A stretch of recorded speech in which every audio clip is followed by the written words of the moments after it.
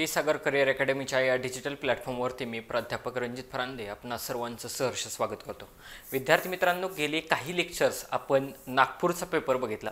त्या नागपूरच्या पेपरचा आपण डिटेल एक्सप्लेनेशन बघितले की जेणेकरून जे बाकीचे पेपर आहेत त्याचा बेस तिथे तयार होतो। म्हणून आपण MCQ कमी आणि त्याच्या पाठीमागे एक साधारणतः 200 क्वेश्चन कव्हर होतील अशा पद्धतीने आपण त्या पेपरचं एक्सप्लेनेशन घेतलं।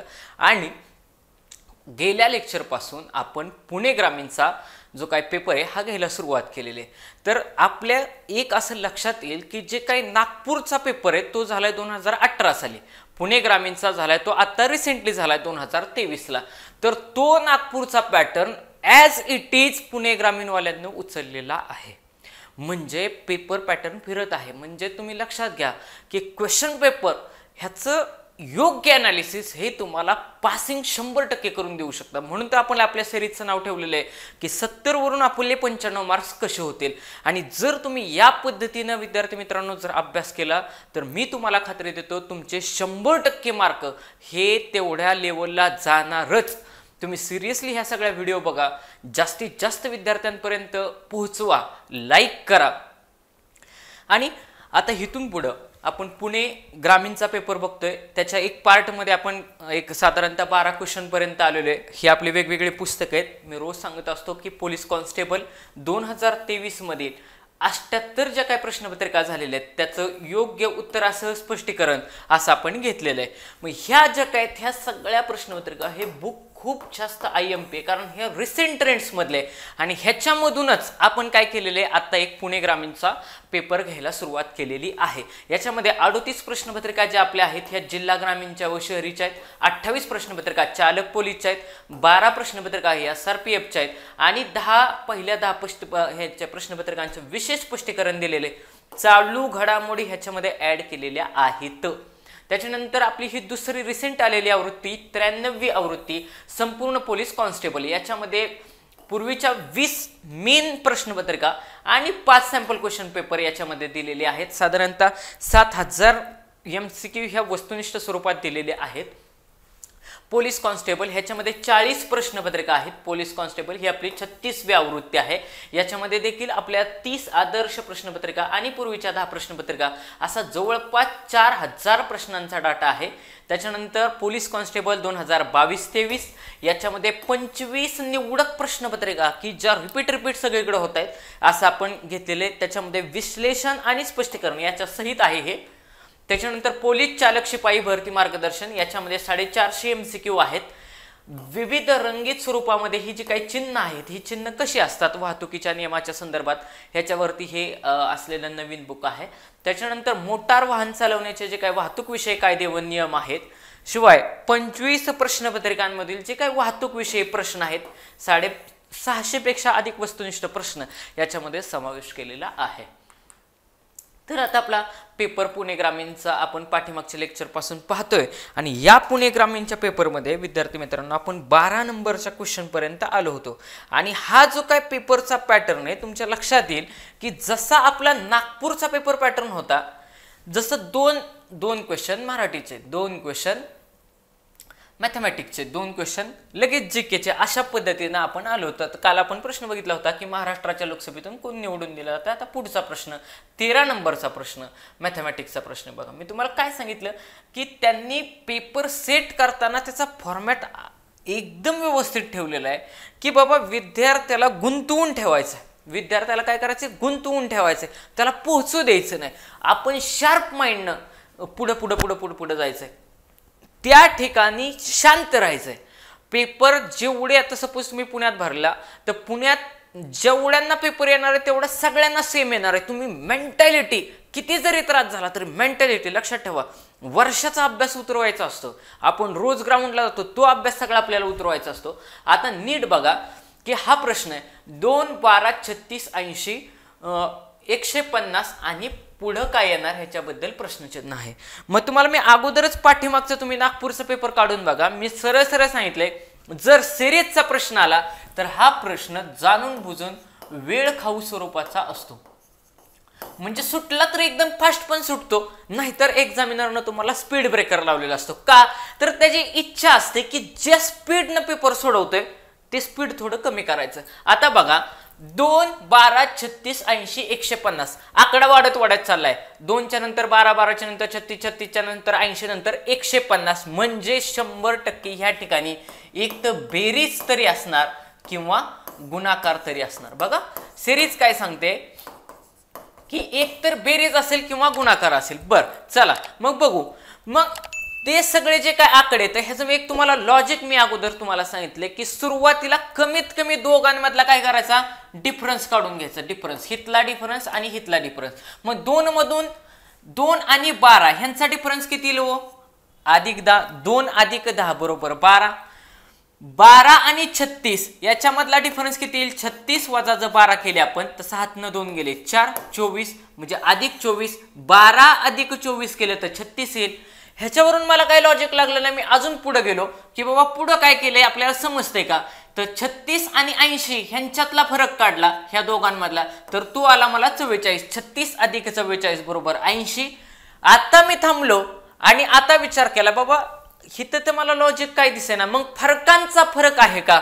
मग ही जी काही श्रेणी आहे हा एक नवीन पॅटर्न आहे. आपण बघा 2-3 पॅटर्न बरेचसे शिकत चाललेले. आता हा दुसरा पेपर आहे पण दुसऱ्याच पेपरमध्ये जवळपास मला वाटतं 3रा-4था पॅटर्न असेल. फरकांचा फरक, फरकांचा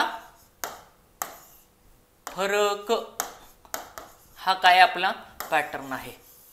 फरकांचा फरक, फरकांचा फरक ह्याच्यावरती क्वेश्चन विचारलेला आहे. मी पहिला फरक काढला 10, 12, 36 याच्यामधला जो काय डिफरन्स आहे फरक आहे तो 24 आहे. त्याच्यानंतर हा 44 आहे. मग आता नीट बघा ह्या दोघांमधला डिफरन्स किती आहे, 14 आला. ह्या दोघांमधला डिफरन्स किती आहे, 20 आहे. बघा 24 मधून 10 गेले 14, 44 मधून 24 गेले 20. आता परत ह्यांच्यामधला फरक काढलाय तो आला 6. मला परत लॉजिक लागत नव्हतं, परत मी ह्यांच्यामधला फरक 6 आला. म्हणजे फरकांमधला फरक. आता बघा 80 आणि 150 यांच्यातला फरक काढला तर तो येतो 70. 80 अधिक 70 बरोबर 150. जर 150 मग ह्या 44 आणि 150 मध्ये फरक कितीचा आहे, 26चा. आता मला कळलं की ह्याचा फरक काढला तर किती येतोय 6. म्हणजे खाली फरकांच्या फरक मध्ये 6-6चा गॅप ठेवलाय. 6-6चा प्लस 6-6चा प्लस 6-6चा. तुम्ही झूम करून बघू शकता. मोबाईल मध्ये तुमचं रिझोल्युशन वाढवून घ्यायचं म्हणजे जेणेकरून तुम्हाला व्यवस्थित दिसेल. म्हणजे फरकांच्या फरकामध्ये हिथं समानता ठेवलेली. काय ठेवली, समानता ठेवलेली. आणि या समानतेवरून आपल्या लक्षात येतं की बाबा अशा पद्धतीने मग हिथं वेळच जाणार आहे. कुठला जरी मुलगा असेल तरी त्याला वेळच लागणार आहे हा प्रश्न सोडवत असताना. म्हणजे नीट व्यवस्थित जर बघितलं तर पहिल्यांदा फरक काढले, परत त्याचा फरक काढला आणि त्यांचा फरक हा अशा पद्धतीने हा मॅनेज केलाय. 14 अधिक 6 बरोबर 20, 20 अधिक 6 बरोबर 26, 26 अधिक 6 बरोबर 32. आता हे 32 ह्या 70 मध्ये जर मी मिळवले तर येणार 102 आणि हे 102 मी 150 मध्ये जर मिळवले तर मला येणार उत्तर 252 आणि हे माझं आन्सर असणार नाही ऑप्शन नंबर 1. मग आता तुम्हाला मी एक गोष्ट सांगितली होती विद्यार्थी मित्रांनो, आपली एक ट्रिक आहे. काय ट्रिक आहे की तुम्हाला मी सांगितले की बाबा मोठा पर्याय आणि छोटा पर्याय हा उत्तरात येण्याचे चान्सेस फार कमी असतात. मग आता बघा इथं 256 दिलंय, ऑप्शन गेला. छोटा पर्याय काय दिलाय 150, ऑप्शन गेलाय. आणि हेच ह्याच्यानंतर मी तुम्हाला काय सांगितलं की हे सगळं काय करायचं, चढत्या क्रमाने लिहून घ्यायचं. म्हणजे बघा मी चढत्या क्रमाने लिहिलं 250, 2 नंबरला लिहिलं 252, 3 नंबरला ऑप्शन लिहिला माझा 254. हे चढत्या क्रमाने मांडून घेतलं आणि चौथा पर्याय 256. तर तुम्हाला मी सांगितलं की छोटा आणि मोठा पर्याय कधीच उत्तर नसतं. आणि ह्याच्यामधला जो काय ऑप्शन नंबर 2 असेल चढत्या क्रमाने मांडल्यानंतर जो 2 नंबरला येईल ते तुमचं उत्तर असण्याचे चान्सेस आहे. बघा तुम्ही म्हणजे जर यदा कदाचित मला लॉजिक लागलं नसतंच, बघा जर यदा कदाचित मला कसंच लॉजिक लागलं नसतं तर 100% मी ही मेथड वापरली असती. छोट्या आणि मोठ्या पर्यायाला मी 100% इलिमिनेट केलं असतं आणि ह्या 2 मध्ये उत्तर आहे असं मला कळलं असतं. मग चढत्या क्रमाने मांडलं की बघा ते, पण लॉजिक सगळीकडे सेम ठेवायचं, लॉजिक चेंज करायचं नाही. समजलं. तर पुढचा प्रश्न की 13 नंबरचा प्रश्न झालेला आहे. आता 14 नंबरचा प्रश्न बघा त्यांनी कशा पद्धतीनं पॅटर्न व्यवस्थित ठेवलेला आहे. 14 नंबरचा परत मॅथमॅटिक्स, म्हणजे जाणून बुजून तुम्हाला काय करतात होते, गुंतवून ठेवण्याचा प्रयत्न करतात. काय म्हटलेले, महेशचा पगार, बघा महेशचा पगार हा अमोलपेक्षा 20% कमी आहे. टक्के आले म्हणजे 100% तिथं काय म्हणायचं, 100 मानायचं, ऍझ्युम करून चालायचं की 100 कुठेतरी आहे. काय म्हणतंय, महेशचा पगार हा अमोलपेक्षा कोणापेक्षा, अमोलपेक्षा 20% कमी आहे. कोणापेक्षा कमी आहे, ह्या अमोलपेक्षा आहे कमी. तर मी टक्केवारीत सांगितलंय म्हणून मी काय केलं, अमोलचा पगार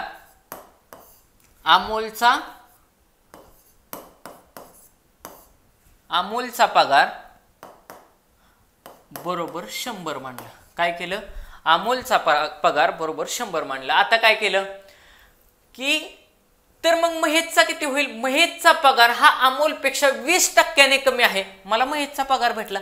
महेशचा पगार मग किती असेल, महेशचा पगार हा किती असेल, 100 वजा 20. कारण मी अमोलचं 100 मांडला ना, कारण हे टक्केवारीच आहे.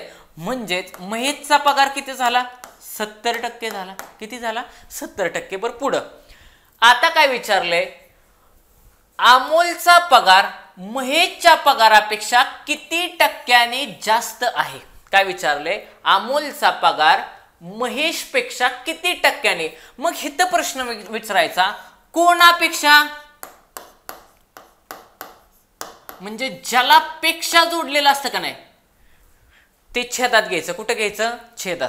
ते कुठं घ्यायचं, छेदात घ्यायचं. मग आता बघा मी काय करणार, मला आता पगार तर दोघांचे भेटलेले आहेत. हा इथं महेशचा पगार किती आला, सॉरी 70 नाही, इथं 80.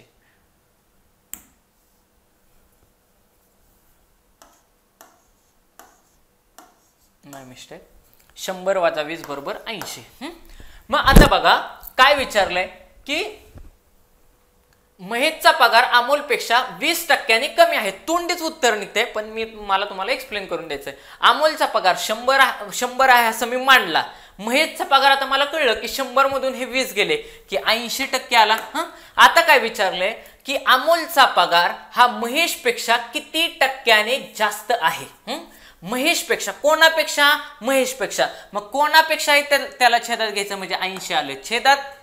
जे कोणापेक्षा आहे ते त्याला घेतलं छेदात, म्हणजे महेशला घेतला छेदात. अमोलचा पगार किती, अमोलचा पगार हा महेशपेक्षा किती टक्क्याने जास्त आहे, त्यांच्यातला फरक काढावा लागणार. मग ह्याचा पगार किती आहे, 100. ह्याचा पगार किती आहे, 20 वजा 80 केलं म्हणजे ह्याचं उत्तर येणार 20. म्हणजे 20/80, 20/80 गुणिले 100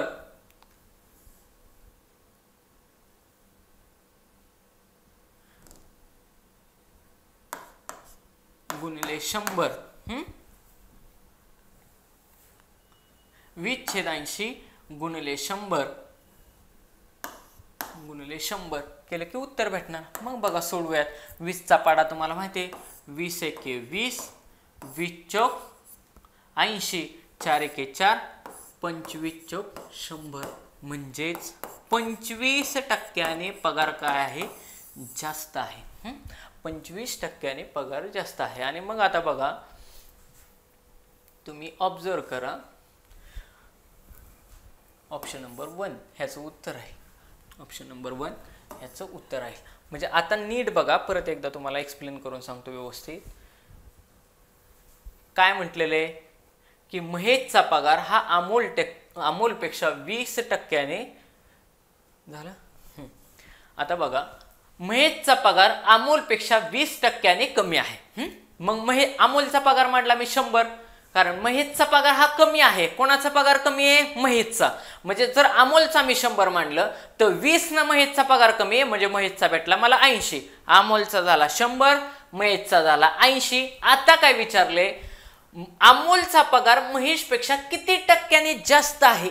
मग किती टक्क्याने जास्त आहे, कमी आहे, काय काय विचार नाही, इथं डिफरन्सच काढायचा. मग आता बघा हा जो काय प्रॉब्लेम आहे, ह्या प्रॉब्लेम मध्ये आपल्याला काय विचारलंय, महेशचा पगार हा अमोलपेक्षा किती टक्क्याने कमी आहे. अमोलचा 100 मांडला, मग महेशचा किती झालाय 20% कमी ना, म्हणजे महेशचा पगार हा अमोलपेक्षा 20 कमी 100 वजा 20 केला आला 80. मग आता काय विचारलंय, हित सगळ्यात जास्त महत्वाची खालची लाईन. आता इथपर्यंत काढला आपण, अमोलचा पगार भेटला 100, महेशचा भेटला 80. मग आता काय, अमोलचा पगार हा महेशपेक्षा कोणापेक्षा महेशपेक्षा किती 80, त्याला छेदात घ्यायचं. ज्याच्यापेक्षा असतं का नाही त्याला छेदात घ्यायचा. मग आता अमोलचा पगार आपल्याला माहिती आहे किती टक्क्याने जास्त आहे. मग जास्त आहे कमी आहे असं जर विचारलं तर ह्या दोघांची वजाबाकी करावी लागणार आहे आणि ती आपल्याला अंशामध्ये लिहावी लागणार आहे. मग 100 वजा 80 छेद 80 बरोबर 100 वजा 80 केले 20 आले. हे 80शी 80 असंच ठेवले, हे इथं 20, हे 80शी 80. हे टक्केवारीचं उदाहरण, कारण टक्क्यामध्ये काढायचं ना आपल्याला, म्हणून 20/80 गुणिले 100. मग आता बघा 20चा पाढा ज्याला येत असेल, म्हणून तुम्हाला मी सांगतोय पाढेपाठ करा.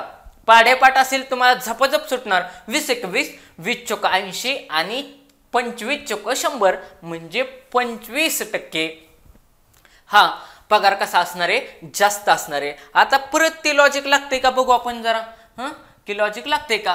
तुम्हाला मी काय सांगितलं, कमी आणि जास्त पर्याय कधीच ऑप्शन असणार नाही. म्हणजे 80% ऑप्शन असणार नाही, 10% ऑप्शन असणार नाही, म्हणजे 25 आणि 20% तुमचं उत्तर असणार. म्हणजे विद्यार्थ्यांना लक्षात घ्या तुम्ही की आपलं जे लॉजिक आहे ते पण एकदम योग्य पद्धतीने मॅक्सिमम ठिकाणी लागते का. मोठा पर्याय आणि छोटा पर्याय शक्यतो मार्क करायचा नाही. लक्षात घ्या, मी मार्क करणार नाही. मी आता ठीक आहे, मी तुम्हाला एक्सप्लेन केलंय. उद्या ह्या पद्धतीचा कसा जरी प्रश्न विचारला फिरवून तरी तुम्हाला तो आलाच पाहिजे. जास्तीत जास्त इथं काय करणार, आता आकडे बदलणार. त्यामुळे पॅटर्न समजून घ्यायचा. मी सोडवलाय कशा पद्धतीनं सोडवलाय, त्याला सोप्पा कसा केलाय ह्याच्याकडे लक्ष द्यायचं. आता पुढचा प्रश्न 15 नंबरचा प्रश्न. आता बघा जीकेचा प्रश्न विचारलाय. काय विचारलंय की खालीलपैकी कोणाला नोबेल पुरस्कार मिळालेला नाही. तुम्हाला मी अगोदरच सांगितलंय की नाही ही शब्द वाचायचे. नाही म्हणलं की खालून सुरुवात करायची, खालून. आपलं लॉजिक थ्रूआउट सेम ठेवायचं, पेपर सोडवण्याचा कन्सेप्ट थ्रूआउट सेम ठेवायचा. मग बघा खालीलपैकी कोणाला नोबेल मिळालेला नाही विचारल्यामुळे मी ऑप्शन नंबर डी पासून वाचायला सुरुवात केली. हरगोविंद खोराना हे नाव वाचल्यानंतर माझ्या लक्षात येईल की हे भारतीय वैज्ञानिक आहेत आणि ह्यांना नोबेल मिळाला होता, त्याच्यामुळे हा ऑप्शन गेला. मला नाही विचारले. कैलास सत्यार्थी हे पण आपल्याला माहिती आहे की ह्यांना पण नोबेल पारितोषिक मिळालं होतं, हाही ऑप्शन गेला.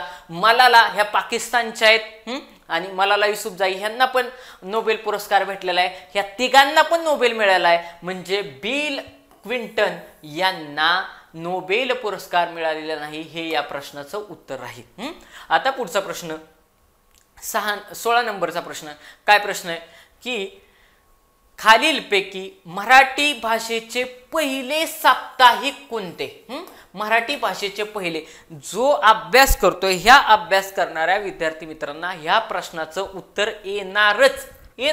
काय मी म्हटलं, येणारच. बऱ्यापैकी हा अतिशय कॉमन प्रश्न आहे. मराठी भाषेतील पहिले वृत्तपत्र कुठलं, साप्ताहिक कुठलं, सगळ्याचं हेच उत्तर आहे. त्याचं म्हणजे दर्पण. मग ह्याच्याबद्दल असणारी माहिती फार जास्त महत्वाची की ह्याच्याबद्दलची जी काही माहिती आहे ही खूप जास्त इम्पॉर्टंट आहे. काय माहिती आहे तर मराठी भाषेतील पहिले वृत्तपत्र कुठले किंवा पहिले साप्ताहिक, हिथं साप्ताहिक देतील किंवा वृत्तपत्र देतील, उत्तर तेच राहील. मराठी भाषेतील पहिले वृत्तपत्र आहे दर्पण. मग ते मराठी भाषेतील हिथं प्रश्न तयार होतो की मराठी भाषेतील पहिले वृत्तपत्र कोणी सुरू केले, तर आचार्य बाळशास्त्री जांभेकर. कोणी चालू केले, आचार्य बाळशास्त्री जांभेकर. पुढे जाऊन मला प्रश्न विचारलाय, बाळशास्त्री जांभेकर यांना कोणत्या नावाने ओळखले जाते किंवा कोणती पदवी दिलेली आहे, तर आचार्य. काय नाव दिलेली, आचार्य. त्यांना बालबृहस्पती असं देखील म्हणतात. काय म्हणतात, बालबृहस्पती. म्हणजे आचार्य बाळशास्त्री जांभेकर यांनी मराठी भाषेतील दर्पण हे पहिले वृत्तपत्र, साल पण बऱ्याचशा वेळा विचारले, 1832 मध्ये सुरू केलेलं आहे. कधी, 1832 साली. आणि हे दर्पण हे काय होतं, साप्ताहिक होतं. त्याचा पहिला अंक 6 जानेवारी 1832 रोजी प्रसिद्ध करण्यात आला. IMP गोष्ट आहे. तारीख खूप जास्त महत्वाची, 6 जानेवारी 1832 का महत्वाचे? कारण 6 जानेवारी हा पत्रकार दिन म्हणून साजरा केला जातो. काय? 6 जानेवारी. बऱ्याच एक्झामला पण विचारलंय 6 जानेवारी हा कोणता दिवस आहे? तर पत्रकार दिन आहे. कुठला? पत्रकार दिन. पत्रकार दिन आहे. मग पत्रकार दिन कुठला? 6 जानेवारी. का 6 जानेवारी? कारण आपल्या मराठी भाषेतील पहिले वृत्तपत्र किंवा साप्ताहिक, साप्ताहिक म्हणजे काय? 7 दिवसांनी प्रसिद्ध होणारे पहिले साप्ताहिक हे जे काय होते हे 6 जानेवारी 1832 ला चालू केले होते. म्हणून त्या दिवसाची आठवण म्हणून 6 जानेवारी हा पत्रकार दिन म्हणून साजरा केला जातो. हा, 6 म्हणजे आता बघा क्वेश्चन काय काय होतात. मराठी भाषेतील पहिले वृत्तपत्र कुठले? दर्पण. दुसरं कोणी चालू केले? आचार्य बाळशास्त्री जांभेकर यांनी. दुसरा प्रश्न झाला. तिसरा प्रश्न, बाळशास्त्री जांभेकर यांना कोणत्या पदवीने संबोधित केलेले? आचार्य.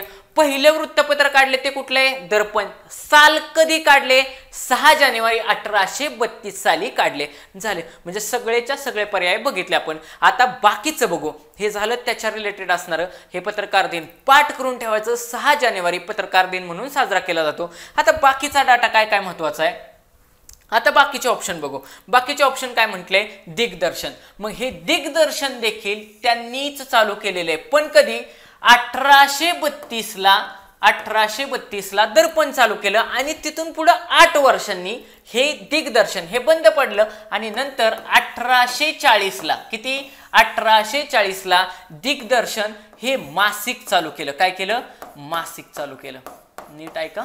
मासिक चालू केलं. म्हणजे नीट मुद्दे बघा. दर्पण हे काय आहे? साप्ताहिक आहे म्हणजे 7 दिवसांनी. आणि त्यांनीच कोणी दिग्दर्शन चालू केलं? कोणी केलंय? आचार्य बाळशास्त्री जांभेकरांनीच दिग्दर्शन चालू केलं. कधी केलं? 1840 साली केलं. ते काय आहे? मासिक आहे. म्हणजे मंथली, महिन्यानं प्रसिद्ध होणारं मासिक आहे. मग आता नीट बघा. आचार्य बाळशास्त्री जांभेकर म्हटलं की 2 गोष्टी लक्षात ठेवायचा. एक म्हणजे दर्पण आणि दुसरं म्हणजे दिग्दर्शन. दर्पणची स्थापना आहे 1832 आणि तिथून पुढे 8 वर्षांनी 1840 साली दिग्दर्शन या मासिकाची स्थापना केलेली आहे. मग 6 जानेवारी हा दिवस खूप जास्त महत्वाचा आहे कारण 6 जानेवारी दिवशी तुमचा पत्रकार दिन आहे. ओके. मग आता बाकीचे ऑप्शन. बाकीचे ऑप्शन काय? हे ज्ञानप्रकाश वगैरे कोणी लिहिलेले. तर ज्ञानप्रकाश ह्याच्यावरून एक ट्रिक आहे आपली. ज्ञानप्रकाश कसं लक्षात ठेवणार? पुढचं दिलेले ज्ञानप्रकाश. काय दिलेले? ज्ञानप्रकाश.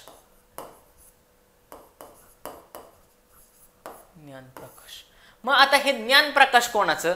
तर लक्षात ठेवायचं अर्जुनानं कृष्णाला गीता सांगितली. म्हणजे काय सांगितलं? ज्ञान सांगितलं. आणि त्यावेळेस अर्जुनाच्या जीवनामध्ये प्रकाश आला. काय आला? प्रकाश आला. म्हणून त्याच्यात त्या हिंट वरून मी लक्षात ठेवले. कोणी सांगितली? ज्ञानाचा प्रकाश कोणामुळे पडला? कृष्णामुळे पडला. म्हणून कृष्णाजी रानडे. कोण?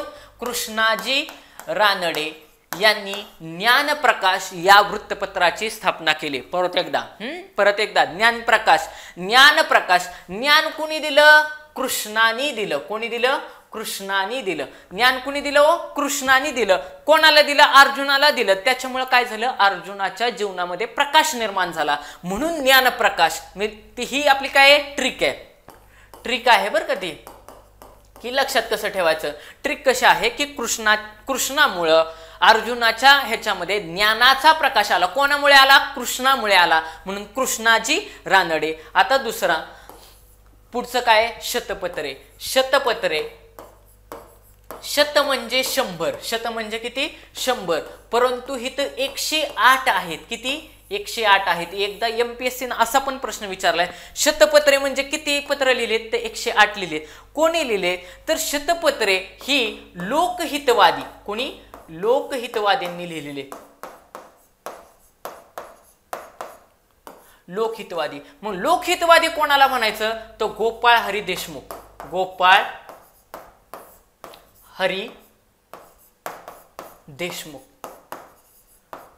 मग हे जे काय गोपाळ हरी देशमुख आहेत ह्यांना लोकहितवादी या नावाने ओळखले जातात. त्यांनी काय केलेत? 108 शतपत्र लिहिलेत. पण कुठं लिहिलेले आहेत? तर भाऊ महाजन खुंटे. नीट आहे का? भाऊ महाजन खुंटे. भाऊ महाजन, कुंठे यांच्या प्रभाकर या वृत्तपत्रामध्ये, कुठल्या, यांच्या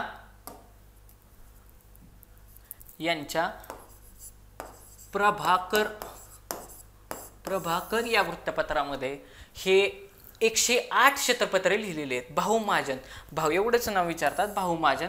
कुंठे हे त्यांचं आडनाव आहे. बऱ्याच वेळा हा प्रश्न पण विचारला की कुंठे काय, तर कुंठे हे त्यांचं आडनाव आहे. मग आता बघा सगळ्याच्या सगळं कव्हर झालेलं आहे. सगळ्या पद्धतीनं कव्हर केलेलं आहे.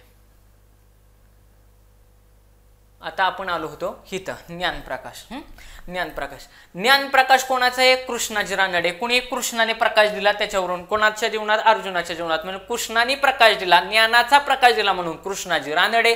शतपत्रे, शत म्हणजे 100, पण 100 पेक्षा काही जास्त येतं. आणि हीच परत कोणी केली होती, डॉक्टर बाबासाहेब आंबेडकरांनी प्रसिद्ध केली होती नंतर. पण शतपत्रे कोणी लिहिली, लोकहितवाद्यांनी लिहिली. आता अजून इथं एक प्रश्न तयार होतो की गोपाळ हरी देशमुख यांना काय नावाने संबोधित केले जाते, लोकहितवादी. मग बघा ह्या स्लाइडवरती मी तुम्हाला 2 वेगवेगळी नावं सांगितली. आचार्य म्हटलं की बाळशास्त्री जांभेकर, बघा आचार्य म्हटलं की बाळशास्त्री जांभेकर, आणि लोकहितवादी म्हटलं की गोपाळ हरी देशमुख. कोण, गोपाळ हरी देशमुख. आणि प्रश्न का विचारलाय, कारण गोपाळ हरी देशमुख हे पुण्याचे आहेत बरं का. कुठले आहेत, पुण्याचे आहेत. पुणे, त्यांचं जन्मस्थळ कुठलं आहे, पुण्याचं आहे. जर हा पुण्याचा पेपर असेल ना तर ह्यांच्यावरती प्रश्न येण्याचे चान्सेस जास्त आहेत, कारण ज्या जिल्ह्यामध्ये जिथले समाजसुधारक असतील तिथे प्रश्न विचारण्याचे चान्सेस जास्त राहतील. मग लोकहितवादी गोपाळ हरी देशमुख ह्यांना म्हणतात. आणि त्यांनी काय केलेले, शतपत्र लिहिलेत. पण हे शतपत्रे कुठं लिहिलेली, तर ती प्रभाकर या वृत्तपत्रामध्ये लिहिलेली. कुठं लिहिलेली, प्रभाकर या वृत्तपत्रामध्ये लिहिलेत. मग प्रभाकर वृत्तपत्र कोणाचं आहे, तर भाऊ महाजन यांचं आहे. कोणाचं आहे, भाऊ महाजनांचं. भाऊ महाजन यांचं प्रभाकर वृत्तपत्र आहे. मग पुढे जाऊन असा प्रश्न विचारला जातो की भाऊ महाजन यांचं आडनाव काय आहे. बऱ्याच वेळा हे प्रश्न विचारलेत की खालील समाजसुधारकांचे आडनाव काय आहे. मग भाऊ महाजन यांचं आडनाव आहे कुंटे. म्हणून लक्षात ठेवताना एका लाईन मध्येच लक्षात ठेवायचं. कसं, भाऊ महाजन कुंटे प्रभाकर. अतिशय महत्वाचं वृत्तपत्र आहे. एवढ्या वेळा खूप साऱ्या एक्झाम मध्ये हे वृत्तपत्र विचारलं जातं. मग मराठी भाषेतील पहिलं वृत्तपत्र आपण पाहिलं दर्पण, त्याच्यानंतर दुसरं पाहिलं दिग्दर्शन, त्याच्यानंतर ज्ञानप्रकाश पाहिलं कृष्णाजी रानडे यांचं, शतपत्रे लिहिली लोकहितवाद्यांनी, आणि भाऊ महाजन यांचं प्रभाकर हे वृत्तपत्र पाहिलं. अशा पद्धतीने मॅक्सिमम डाटा, ह्याच्या पलीकडं प्रश्नच जाणार नाही. आणि तारीख पण आपण बघितली की 6 जानेवारी 1832, 6 जानेवारी हा पत्रकार दिन म्हणून साजरा केला जातो. ज्याला गरज वाटेल त्यांनी स्क्रीनशॉट काढून घ्या, तुम्हाला रिव्हिजनला बरं पडेल. पुढं क्वेश्चन नंबर 17. आता क्वेश्चन नंबर 17 काय आहे, क्वेश्चन नंबर 17 तर NTG ग्रीड या कशाशी संबंधित आहे. विद्युत प्रवाह, वन्यजीवन, गुप्तचर यंत्रणा आणि यापैकी नाही. तुम्हाला मी अगोदरच सांगितलं यापैकी नाही याला तर 100% माहिती असल्याशिवाय जायचंच नाही. कारण ज्या अर्थी प्रश्न विचारलाय त्या अर्थी एक्झामिनरचीच इच्छा आहे की मला काहीतरी उत्तर येणं अपेक्षित आहे ना, म्हणून यापैकी नाही ऑप्शनला तुम्ही जाणार नाही. ऑप्शन नंबर 1 ला तुम्ही कसाच जात नाही, कारण मला माहितीच नाही. आणि NT ग्रीड, NA हे तुम्हाला मी पाठीमागचे माझे लेक्चर बघा. NA म्हणजे मी सांगितलं होतं नॅशनल असतं. NA म्हणजे काय असतं, नॅशनल. कारण आपण मला वाटतं नाबार्डच्या फुल फॉर्म मध्ये NA मी सांगितलं होतं. NA म्हणजे काय असतं, नॅशनल. NA म्हणजे असतं नॅशनल. मग नॅशनलचा विद्युत प्रवाहाचा संबंध आहे का, ऑप्शन गेला. नॅशनलचा वन्यजीवांचा संबंध आहे का, ऑप्शन गेला. म्हणजे 100% उत्तर माझं काय राहील, ऑप्शन नंबर 3. आणि तुम्हाला मी अजून एक ट्रिक सांगितली होती की जर येतच नसेल आणि नावांसंदर्भात असेल तर 100% उत्तर कुठे राहतं, ऑप्शन नंबर 3 ला जायचं. 2 आणि 3 ला जास्तीत जास्त प्रेफरन्स ठेवायचा. इथेच कळलं असतं NAT ग्रीड. मग आता बघू NAT ग्रीडचा ऑप्शन फुल फॉर्म होतो नॅशनल इंटेलिजन्स ग्रीड. काय होतो, नॅशनल इंटेलिजन्स ग्रीड हा NAT ग्रीड असा फुल फॉर्म होतो. आता पुढचा प्रश्न, जालियनवाला बाग हत्याकांड. बघा तुम्ही पाठीमागचा नागपूरचा पेपर मी एक्सप्लेन केलाय आणि 1919 मध्ये जेवढ्या काही 4 घटना घडलेत त्या सगळ्या मी एक्सप्लेन केल्या होत्या. सेम त्याच्याच पॅटर्नवरती तिथं उचलला आणि 5 वर्षांनी पेपर विचारलाय. मागचा आता रिसेंट झालेला पुण्याचा सगळ्यात फेमस पेपर आहे हा पुणे ग्रामीणचा, आणि परत तिथं जालियनवाला बाग हत्याकांडावरती फक्त थोडा पुढे जाऊन प्रश्न विचारलाय. म्हणजे प्रश्न त्याच पॅरामीटरवरती विचारले जातात. सगळे पेपर महत्वाचे आहेत. आता बघा, जालियनवाला बाग हत्याकांड याच्या निषेधार्थ सर ही पदवी कोणी परत केली? परत एकदा बघा, जालियनवाला बाग हत्याकांडाच्या निषेधार्थ सर या पदवीचा त्याग कोणी केला? म्हणजे सर ही पदवी कोणी परत केली? ऑप्शन वाचू. रवींद्रनाथ टागोर, महात्मा गांधी, सुभाषचंद्र बोस आणि यापैकी नाही. तुम्हाला मी काय सांगितलं? यापैकी नाहीला तर जायचंच नाही. म्हणजे आता 3 पर्यायामध्ये उत्तर राहिलं, रवींद्रनाथ टागोर किंवा महात्मा गांधी किंवा सुभाषचंद्र बोस. आता नीट विचार करा. मागच्याच लेक्चरला मी सांगितलंय 1919 साली काय झालंय? जालियनवाला बाग हत्याकांड झालंय. कधी झालंय? 1901 साली. जालियनवाला बाग हत्याकांड कधी झाले? 1901 साली. सुभाषचंद्र बोस जर तुम्ही साधा जर बघितला असेल तर सुभाषचंद्र बोस आणि पंडित जवाहरलाल नेहरू, लक्षात ठेवायचा ही ट्रिक आहे की सुभाषचंद्र बोस आणि पंडित जवाहरलाल नेहरू हे साधारणतः 1930च्या नंतर ऍक्टिव्ह होते. कधी? 1930च्या नंतर पंडित नेहरू आणि सुभाषचंद्र बोस हे ऍक्टिव्ह होते. हे साल कुठल्या सालातला प्रश्न आहे हा? 1919 ला जालियनवाला बाग हत्याकांड झालाय. नीट बघा काय मी सांगतोय. 1930 सालाच्या पुढं मग आपण हरिपुरा अधिवेशन आणि त्रिपुरा अधिवेशन 1938 1939 अध्यक्ष होते सुभाषचंद्र बोस. म्हणजे बोस आणि पंडित जवाहरलाल नेहरू हे 1930 सालाच्या नंतर ऍक्टिव्ह होते. प्रश्न हा 1919 सालातला आहे, म्हणजेच सुभाषचंद्र बोस उत्तर असणार नाही. उत्तर ऑप्शन गेला, म्हणजे सुभाषचंद्र बोस उत्तर असणार नाही. मग आता हे 2 ऑप्शन तर गेले, म्हणजे एक तर उत्तर ऑप्शन नंबर 1 मध्ये आहे किंवा ऑप्शन नंबर 2 मध्ये आहे, रवींद्रनाथ टागोर की महात्मा गांधी. तर विद्यार्थी मित्रांनो, एक्झामिनरला जाणून बुजून फसवायचंय म्हणून त्याने अतिशय डोकं लावून ऑप्शन सेट केलेत. रवींद्रनाथ टागोर की महात्मा गांधी. तर लक्षात ठेवा, जालियनवाला बाग हत्याकांडाच्या निषेधार्थ सर या पदवीचा त्याग रवींद्रनाथ टागोर यांनी केलाय. कोणी केलाय? रवींद्रनाथ टागोर यांनी केलाय. आणि नीट आहे का? आणि जालियनवाला बाग या हत्याकांडाच्या निषेधार्थ कैसर ए हिंद, कुठला? कैसर ए हिंद या पदवीचा त्याग महात्मा गांधींनी केलेला आहे. या पदवीचा त्याग महात्मा गांधींनी केलेला आहे. मग त्यांना माहिती होतं, पोरं एवढंच वाचतात, कैसर ए हिंद पदवीचा त्याग केला महात्मा गांधींनी केला. कधी? जालियनवाला बाग. मग सर या पदवीलाच ते कैसर ए हिंद म्हणतात आणि महात्मा गांधी मारतात. म्हणजे अभ्यास करताना थोडा डिफरन्स लक्षात घेऊन अभ्यास केला पाहिजे. म्हणजे बघा किती सोपं फसवलंय. सर या पदवीचा त्याग केलेला आहे कोणी? रवींद्रनाथ टागोर यांनी सर ही पदवी देऊन टाकली जालियनवाला बाग हत्याकांड झालं की. आणि महात्मा गांधींनी कैसर हे पण जे काय पदवी होती, पद होतं, हे जालियनवाला हत्याकांड ज्यावेळेस झालं त्यावेळेस त्याच्या निषेधार्थ रिटर्न इंग्रजांना, ब्रिटिश सरकारला देऊन टाकलं होतं. म्हणजे बघा, सर म्हटलं की रवींद्रनाथ टागोर आणि कैसर ए हिंद ही जी काय पदवी आहे ही महात्मा गांधींनी जालियनवाला बाग हत्याकांडाच्या निषेधार्थ परत दिली होती. आता पुढचा प्रश्न बघा. 2 प्रश्न जीकेचे, गणिताचे, परत मॅथमॅटिक्स टाकले, म्हणजे त्यांना गुंतवून ठेवायचंय. काय टाकले? मॅथमॅटिक्स. ह्याची ट्रिक आहे, हे लक्षात ठेवा बरं. काय 1930च्या आसपास ऍक्टिव्ह होईल. तुम्ही ज्या गोष्टी मी सांगतोय त्या तुमच्या पद्धतीनं रेड ब्ल्यू पेन मध्ये लिहित चला, जेणेकरून तुम्ही रिवाइज करताल किंवा ह्याचे स्क्रीनशॉट काढून चाला. तुम्हाला हे पेपर खूप जास्त फायदेशीर ठरणार, खूप जास्त. आता बघा, तुम्हाला मी सांगितलं अगोदर पाढे, वर्ग, घन पाठच असले पाहिजेत. ते तुम्हाला म्हणजे एका लिमिट मेरिटच्या पेक्षा बाहेर पुढे मार्क देणार आहे. आता बघा, 9चा वर्ग बघितला की 81, म्हणजे 421 कोणाचा वर्ग आहे? असा सरळ प्रश्न आहे, अतिशय सोपा प्रश्न आहे. 21चा वर्ग किती? 441. उत्तर ऑप्शन नंबर 3. मग आता तुम्हाला मी परत 30 ट्रिक लागते का? आपण बघू. काय ट्रिक? छोट्या आणि मोठ्या ऑप्शनकडे जायचं नाही. म्हणजे 19 गेला, 29 गेला, सगळं काय करायचं? चढत्या क्रमाने मांडायचं. मांडून बघू. 19, 21, 23 आणि शेवटचा ऑप्शन 29. छोटा आणि मोठा पर्याय नसणार आणि जे 2 नंबरला असणार ते तुमचं उत्तर असण्याची दाट शक्यता असते. शक्यता आहे ही शेवटी प्रोबॅबिलिटी शक्यता आहे. लागलं का नाही पॅटर्न? म्हणजे मॅक्सिमम ठिकाणी 80-90% ठिकाणी हा पॅटर्न लागू होतो. तुम्ही हळूहळू अप्लाय करा.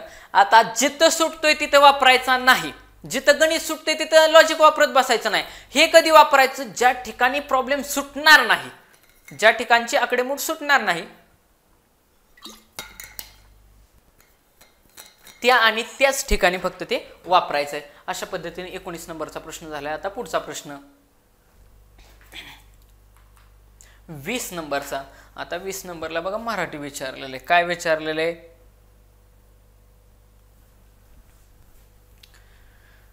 20 नंबरचा प्रश्न की अति या शब्दाचा विरुद्धार्थी शब्द सांगा. अतिशय सोप्या फॉर्मॅट मधला मराठीचा प्रश्न विचारलेला आहे. अति या शब्दाचा विरुद्धार्थी शब्द.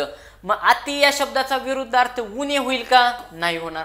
अतिचा विरुद्धार्थ विचारलाय. खूप पण गेला, जास्त पण गेला. अल्प. अति म्हणजे अल्प. ऑप्शन नंबर बी. म्हणजे बघा 2 आणि 3 मध्ये जास्तीत जास्त ऑप्शन ठेवलेला असतात. पुढचं चुकीची जोडी ओळखा. आता हा पण प्रश्न आपण ऑलरेडी घेतलेला आहे. चुकीची जोडी ओळखा. मी मागचं बरेचसे जण मला म्हटले की जे ऐकणारे ऐकतात पण काही जणांचं म्हणणं आहे एक्सप्लेनेशन. अहो हे आहे तसं तुम्ही 2019 मला वाटते पार्ट जो मागचा हे घेतलाय ना पेपर घेतलाय त्याचा पार्ट 1 काढा. आणि पार्ट 1 मध्येच मी सगळीच्या सगळी ही नावं सांगितली होती की ही क्षेत्र येतं, हे ह्यांना हे मिळलंय. आता ग्रॅमी पुरस्कार भेटलाय. कोणाला भेटलाय? जाकीर हुसेन यांना भेटलेला आहे. शंकर महादेवन यांना भेटलेला आहे. हा करंटचा मुद्दा आहे आणि त्या ठिकाणी मी अतिशय योग्य पद्धतीने एक्सप्लेन करून सांगितलं होतं आणि तिथंच सांगितलं होतं. मला माहिती पण नव्हतं की हा पेपरमध्ये हे तर विचारलं जाईल. चुकीची जोडी ओळखा. आणि काय केलेले जे काय वाद्य येतं आणि ते वाजवणारे कोण आहेत, ते जे काय संगीतकार आहेत ते इकडे दिलेत. शहीनाई, बिस्मिल्ला खां वाजवतायत. चुकीची जोडी ओळखायला विचारलंय आणि पोरं वाचतच नाही तर चुकीचं विचारलंय का बरोबर विचारलंय हे लय महत्वाचं आहे. चुकीची जोडी म्हणजे अयोग्य विचारलंय आणि तुम्हाला मी सांगितलं चुकीचं म्हटलं की खालनं जायचं. पण ठीक आहे.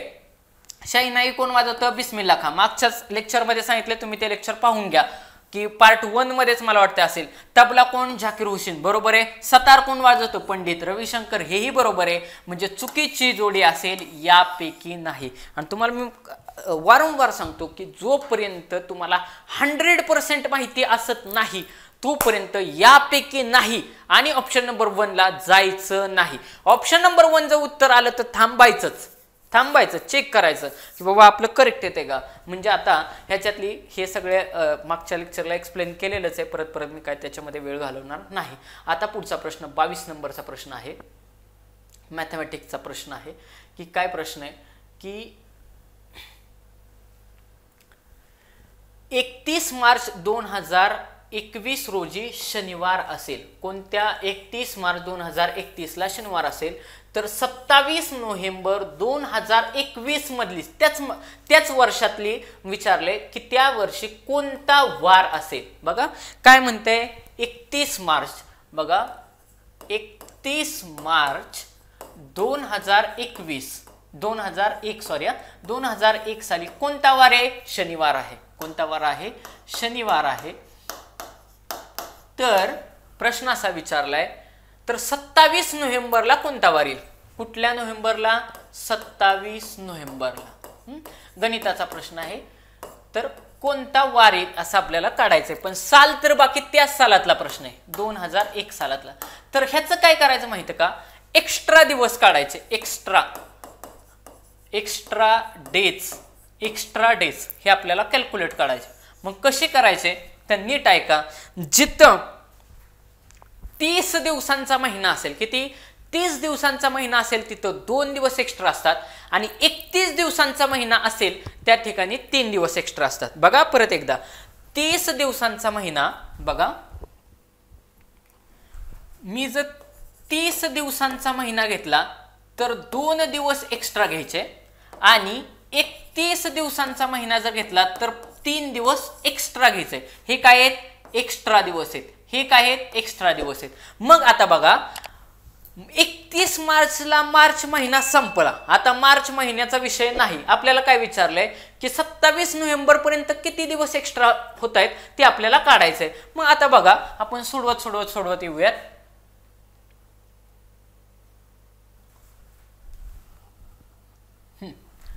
आता बघा मार्च महिना इथं मार्च महिना तर संपला. मार्च नंतर कुठला येणार आहे? एप्रिल. तुम्ही तिथं सोडवत असताना एप्रिल लिहायचं नाही. एप्रिलच्या नंतर मे, नंतर जून, नंतर जुलै, नंतर ऑगस्ट,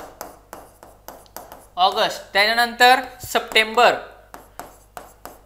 नंतर ऑक्टोबर आणि नोव्हेंबर. आपल्याला नोव्हेंबर पर्यंतच यायचंय ना, आणि नोव्हेंबर. हा, आता एक्स्ट्रा दिवस किती इथं तुम्हाला सांगितलं की 30 दिवसाचा असेल तर 2 दिवस एक्स्ट्रा, म्हणजे एप्रिल कितीचा आहे? 30 दिवसांचा आहे, म्हणजे 2 दिवस एक्स्ट्रा. मे कितीचा आहे?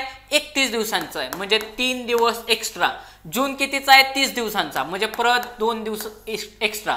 जुलै 31चा आहे, म्हणजे 3 दिवस एक्स्ट्रा. ऑगस्ट परत 31चा आहे, 3 दिवस एक्स्ट्रा. बर, सप्टेंबर कितीचा आहे? 30चा आहे, म्हणून 2 दिवस एक्स्ट्रा. ऑक्टोबर कितीचा आहे? 31चा आहे, परत 3 दिवस एक्स्ट्रा. आणि नोव्हेंबरची तर आपल्याला तारीखच दिलेली आहे. किती तारीख दिलेली आहे? 27 नोव्हेंबर. किती दिलेली आहे? 27 नोव्हेंबर. इथं लिहिले बघा मी, 27 नोव्हेंबर आपल्याला कॅल्क्युलेट करायचे. मग काय करायचं? एवढं सगळं जे निळ्यामध्ये लिहिलेले आहेत हे काय आहेत? एक्स्ट्रा दिवस आहेत. काय आहेत? एक्स्ट्रा दिवस आहेत. आणि मग ते एक्स्ट्रा दिवसांचे काय करायचे?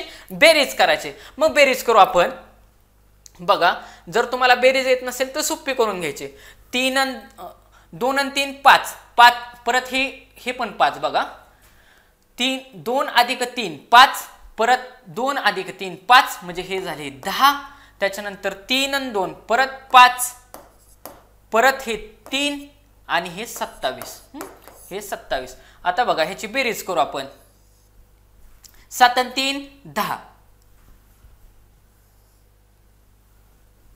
7 आणि 3 10, आणि हे 5 15. हातचाला 1 आणि 2 3, आणि 1 4. किती झाले? 45. 45 काय झाले हो माझे? एक्स्ट्रा दिवस झाले. 45 काय झाले माझे? एक्स्ट्रा दिवस झाले. हे काय आहेत माझे? एक्स्ट्रा डेज, एक्स्ट्रा दिवस. सपोज तुमच्या लक्षात येण्यासाठी एक्स्ट्रा दिवस झाले माझे 45. मग आता हे जे काय 45 येतील, ह्या 45 ला काय करायचं? 45 भागिले 7. आपल्या आठवड्यात दिवस किती असतात? आपण म्हणतो आठवडा, पण असतात 7च दिवस. मग 45 भागिले 7 केले. बघा, 45 भागिले 7 केलं की इथं पूर्ण भाग तर जाणार नाही, पण भाग बघा कसा घालवायचा आहे. 7चा पाडा तुम्हाला माहिती असेल. 7 सकून किती होतात? 42. बघा, 7 सकून 42. मग 42च्या पुढे 45 किती आहेत? 43, 44, 45, म्हणजे 3 शिल्लक उरले ना. ह्याने ह्याला गुणायचं. 7 सकून 42, 6 इथं मांडला मी. 7 सकून 42, इथं किती आहे? 45 आहे. मग 45 आणि 42 मध्ये फरक कितीचा राहिला? 3. मग हे 3 जे काय असतात हे त्या वाराच्या पुढं मोजायचे. म्हणजे शनिवारच्या पुढं आपल्याला शनिवार दिलाय, या शनिवारच्या पुढं 3 दिवस मोजायचे. रविवार, सोमवार आणि मंगळवार. झाले? रविवार, सोमवार, मंगळवार, म्हणजे मंगळवार त्या प्रश्नाचं उत्तर असेल. आपण पाहूयात. तर ह्या प्रश्नाचं उत्तर काय राहील? मंगळवार राहील. काय राहील? मंगळवार ह्या प्रश्नाचं उत्तर राहील. हा प्युअर मॅथमॅटिक्सचा प्रश्न आहे, म्हणजे बुद्धिमत्तेचा प्रश्न आहे, आणि तो तुम्हाला सोडवावाच लागणार आहे. म्हणजे बघा, परत एकदा सांगतो काय काय काय काय केलं मी. काय केलं? 31 मार्चला तिथं त्यांनी दिलेलं आहे शनिवार आहे, हे तुम्ही तिथं लिहायचं नाही. पेपरवरती एक्झाममध्ये असलं लिहित बसायचं नाही. मुद्दा लिहायचा. शनिवार आहे. आपल्याला काय काढायचं आहे? 27 नोव्हेंबर पर्यंत काढत यायचंय. बघा, लक्षात घ्यायचं. हिथं जर 30 तारीख असती तर मार्चचा मी 1 दिवस धरला असता बरं का. 1 दिवस शिल्लक राहिलेला 1 दिवस धरला असता. एक्स्ट्रा शिल्लक किती दिवस राहतात ते धरायचं. जर मला 30 मार्च दिलं असतं तर मी 1 दिवस एक्स्ट्रा पकडला असता, म्हणजे माझा 31 कंप्लीट झाला असता, आणि तिथून पुढे प्रत्येक महिन्याचे दिवस पकडले असते. मग आता बघा, मार्चच्या पुढे येणार एप्रिल, मे, जून, जुलै, ऑगस्ट, सप्टेंबर, ऑक्टोबर, नोव्हेंबर. बर, एप्रिल तुम्हाला सांगितलं 30 दिवसाचं महिना म्हटलं की 2 घ्यायचं. 31 दिवसाचं म्हटलं की 3 दिवस एक्स्ट्रा घ्यायचे. आणि नोव्हेंबर महिन्यामध्ये तर दिवसच ऑलरेडी दिलेले, त्यामुळे तिथले आहे तसेच घेतले. मग एप्रिलचे 2, मेचे 3, जूनचे परत 2, जुलैचे 3, ऑगस्टचे 3, सप्टेंबरचे 2, ऑक्टोबरचे 3, आणि नोव्हेंबरची जी तारीख विचारली ना ते एक्स्ट्रा दिवस 27. मग आता काय केलं? ह्या सगळ्यांची बेरीज केली. 3 आणि 2 5, 3 आणि 2 5, असं झालं 10. इथपर्यंत झालं 10. त्याच्यानंतर हे 2 5, त्याच्यानंतर हे 3 आणि हे 27. तुम्ही सगळं सरसकट तोंडी म्हटलं तरी 45 मोजायचं असलं तरी मोजू शकता, किंवा एखादा 27 अधिक 3 30, 30 आणि 2 32, 32 आणि 3 35, 35 आणि 3 36, 37, 38, 40 आणि 45. तोंडी म्हटलं तरी करू शकता तुमच्या पद्धतीने, तुमचं जेवढं मॅथमॅटिक्स चांगलं असेल त्या पद्धतीने करू शकता. 45 काय आले, एक्स्ट्रा दिवस आले, त्या 45ला सरळ सरळ उत्तर उद्या काही कवार येणार 7 न भागायचं म्हणजे भागायचं, कारण आठवड्यात वार असतात 7. 7 न भागलं की 7 चकून 42. जे काही बाकी उरेल, काय जे काही बाकी उरेल ही काय असणार आहे, बाकी. नीट लक्षात घ्या, ही काय बाकी, जी बाकी उरेल ती बाकी तुमचं जे पुढचा वार सांगेल. मग मी आलो होतो शनिवारपर्यंत, मला दिला होता शनिवार, मग शनिवारच्या पुढे माझी बाकी उरली 3, म्हणून रविवार, सोमवार, मंगळवार. मंगळवार हे माझं त्या प्रश्नाचं काय राहील, उत्तर राहील. आता पुढचा प्रश्न, काय प्रश्न दिलेला आहे. मग अशा पद्धतीने 10 प्रश्न तर झालेले आहेत, पण तरी हा एवढा एक मॅथमॅटिक्सचा प्रश्न घेऊ आणि थांबू. काय दिलेलं आहे की एक काम 10 व्यक्ती 5 दिवसात पूर्ण करतात. किती व्यक्ती दिलेत, व्यक्ती किती दिलेत, 10. नीट बघायचं, 10 व्यक्ती दिलेत, 5 दिवस दिलेत, पूर्ण करतात, तर 2 व्यक्ती किती दिवसात पूर्ण करतील. तोंडीच उत्तर आलं असतं मला, पण तुम्हाला काढून दाखवतो मी. तर आता काय करायचं, ह्याचा एक शॉर्टकट आहे, काय म्हणायचं, ट्रिक आहे, ट्रिक. बऱ्यापैकी सगळ्यांना अभ्यास करणाऱ्यांना माहिती असेल, पण तरी तुम्ही लक्षात ठेवा. MDH मसाला, MDH मसाला, मसाला, MDH भागिले मसाला असं लक्षात ठेवा. MDH हा मसाल्याचं नाव आहे. MDH मसाला, फक्त भागाकारामध्ये मसाला करायचा. म्हणजे काय, M म्हणजे माणसं म्हणजे व्यक्ती, मॅन. D फॉर डे म्हणजे दिवस. H म्हणजे किती तास लागले, तास, अवर्स. M फॉर मॅन म्हणजे व्यक्ती, माणसं. D फॉर डे म्हणजे दिवस. H म्हणजे अवर्स म्हणजे तास. आणि मसाला म्हणजे काय की काम किती झालं, वर्क. वर्क वर्क हे नेहमी छेदात असतं, की बाबा किती खुर्च्या बनवल्या, काय बनवल्या, म्हणजे MDH मसाला ही आपली ट्रिक आहे. मग आता सोडवू प्रॉब्लेम. बघा,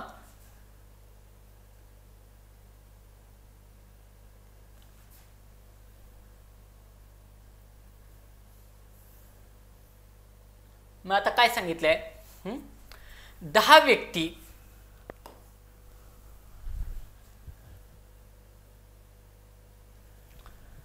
10 व्यक्ती 5 दिवसात पूर्ण करतात. मी तुम्हाला काय करायचं, MDH बरोबर MDH असं लिहून ठेवायचं. MDH, M म्हणजे काय, माणसे, माणसे किंवा व्यक्ती, माणसे किंवा व्यक्ती. D म्हणजे काय, दिवस. D म्हणजे काय, दिवस. आणि H म्हणजे काय, तास, तास. आता टाका, काय सांगितले, 10 व्यक्ती 5 दिवसात पूर्ण करतात. व्यक्ती किती दिले, 10.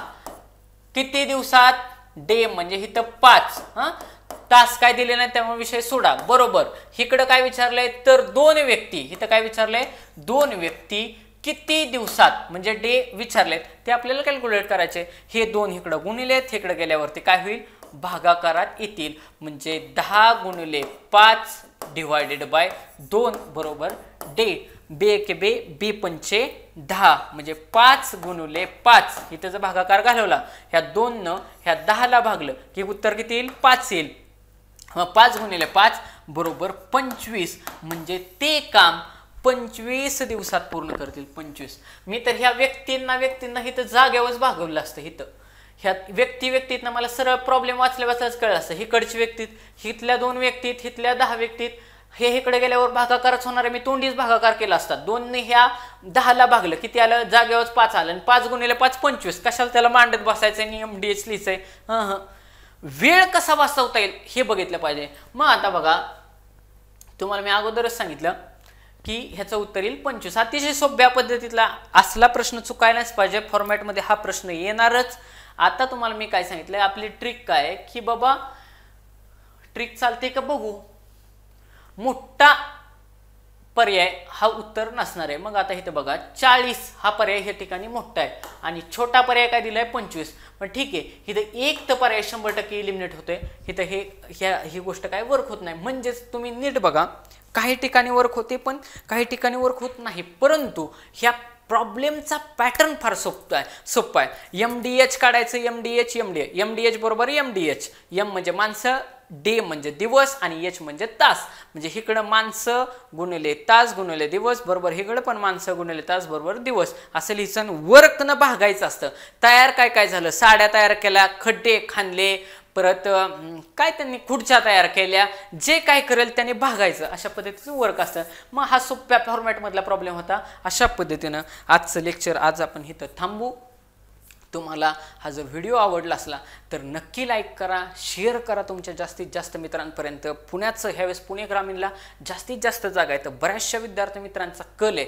तुमचं ग्राउंड बघून हे बघून तुम्ही अंदाज घ्या की तुमचं GK कसं आहे, काय कसं आहे. मुंबईला पण जास्तीत जास्त जागा आहे, त्या पद्धतीनं विचारपूर्वक फॉर्म टाका, काही करू नका. तुम्ही आपले लेक्चर्स बघितले की त्यामधून मॅक्सिमम डाटा तुमचा कव्हर होणार आहे. तुम्हाला असं होणारच नाही, तुम्ही प्रश्न बघितल्या सोडवणारच, ही माझी गॅरंटी आहे. तर तुम्हाला हा चॅनल आवडला असला तर नक्की लाईक करा. तुम्ही सर्च जरी केलं K Sagar career academy by Ranjit sir किंवा रणजित सर असं केलं तरी, रणजित सर असं नाव टाकलं की लगेचच व्हिडिओ आपल्या यायला सुरुवात होते. मग तुम्ही त्या पाहू शकता. नक्की तुम्हाला सांगा, कमेंट बॉक्समध्ये कळवत चला की सर हे घ्या ते घ्या. आपण हे पेपर झाले 1 2 3 की आपण लाईव्ह सेशन पण चालू करणार आहे. धन्यवाद.